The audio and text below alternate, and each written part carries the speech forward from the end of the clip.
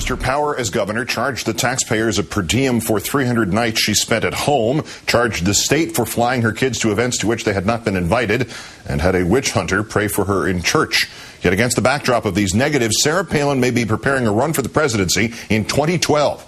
In our fourth story in the countdown, whether McCain or Palin win or lose on Tuesday, conservatives are embracing Palin for giving them hope and, quote, something to believe in.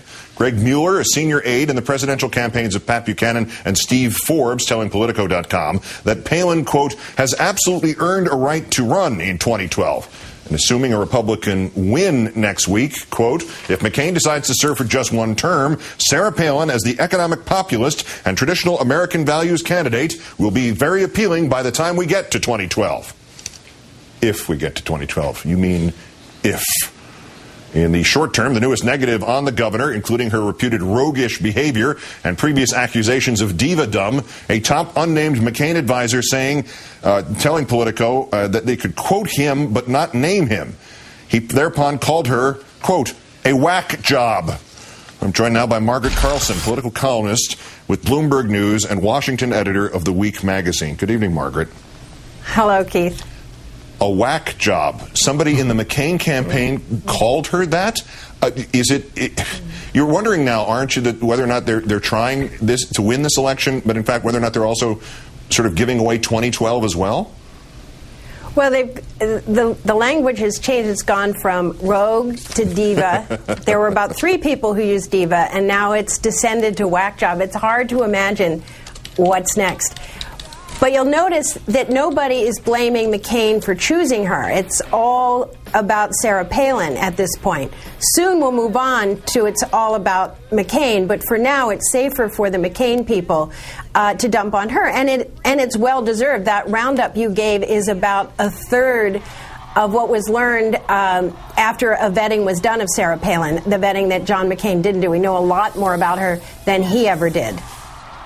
Is this concept, though, among the harsher conservatives that she's really the future of the GOP, is that an accurate description, or might it be closer to last survivor, or what would it be? The last one, please turn out the lights. She, if the party is as broken as it seems to be right now, she is one person standing. But whether she gets blamed, we'll see. It looks like she's going to take a lot of the blame, at least from the McCain people who don't want it on themselves. The party's going to have years in the wilderness. They're going to have to choose who are they? Are they going to be able to pull off ever again the Wall Street and the elites getting the Elmer Gantry populist evangelical wing of the party to vote for them? I wonder, after this financial meltdown and where people are, if that's ever going to work again. If the populist evangelical group gets a hold of the party, Palin could well be the representative of that. I doubt that after this go-around that that's going to happen. What does it say about the state of the race that a week before the election, this is perhaps the secondary or tertiary topic of conversation about the Republican Party?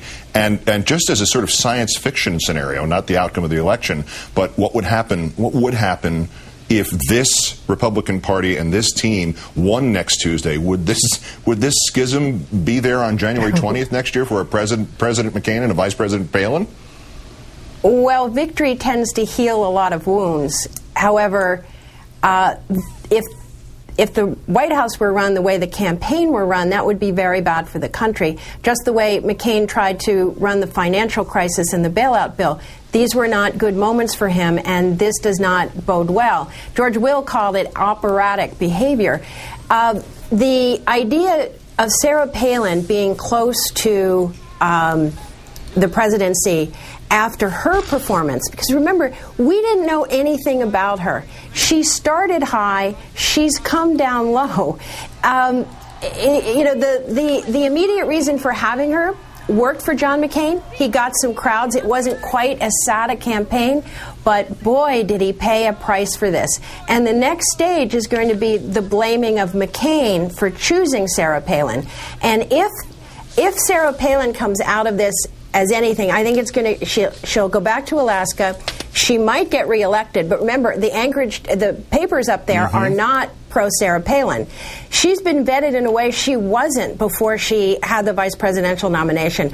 She's in favor of, she hasn't called for Ted Stevens to step aside.